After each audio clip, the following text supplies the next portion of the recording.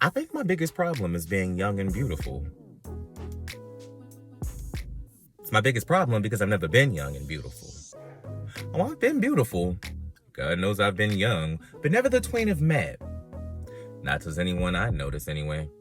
You know, a shrink acquaintance of mine believes this to be the root of my attraction to a class of men most would subtly describe as old and ugly. I think he's underestimating my wheels.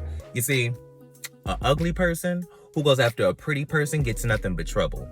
But a pretty person who goes after an ugly person gets at least cab fare. Now, I ain't saying I never fell for a pretty face, but raison fait. You give me a toad with a pot of gold and I'll give you 3 meals a day. Cause honey, ain't no such thing as a toad when the lights go down.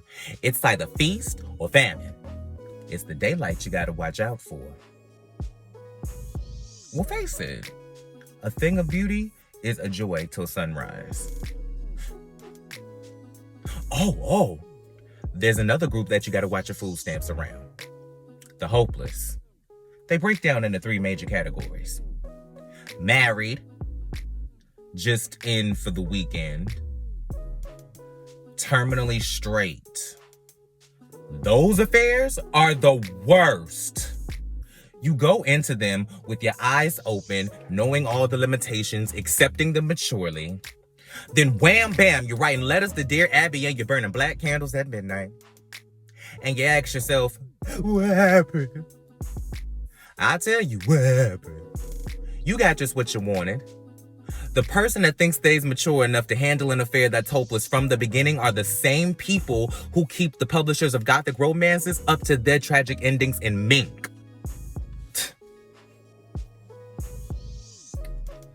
What do you think? Gorgeous, huh? Give me a break. It's still under construction. For those of you who ain't yet guessed, I am an entertainer. No one's left of one. I go by the name Virginia Ham. Ain't that a kick in the rubber parts? You should hear some of my former handles. Anita Man. Fonda Boys. Clairvoyant. Fave Waves. Bang, bang, Ladesh.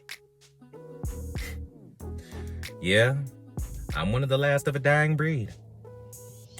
Once the ERA and the gay civil rights bills pass, me and mine will find ourselves swept under the carpet, like the blacks did with Amos Andy and Aunt Jemima. But that's all right. You know, with a voice and a face like this, I got nothing to worry about. I could always drive a cab. You know, there are easier things in this life than being a drag queen. But, I ain't got no choice. 'Cause, try as I may, I just can't walk in flats.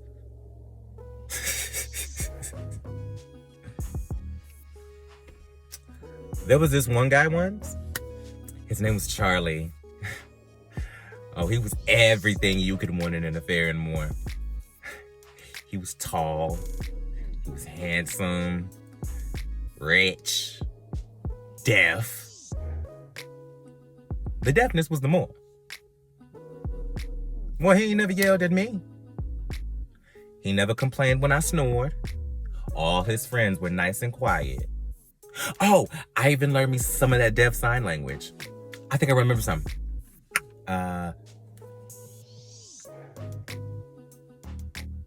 It's cockroach. Oh, wait. Means.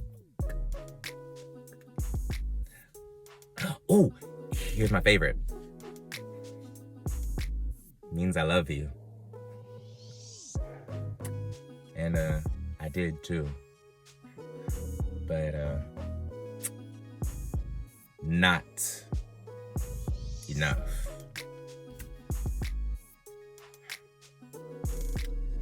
You know, in my life, I've slept with more men than are named and or numbered in the Bible, Old and New Testaments put together. But not once have I heard one say, Arnold, I love you, that I could believe. And I ask myself, do you really care? And the only honest answer I could give myself is yes. I care. I care a great deal. But not enough.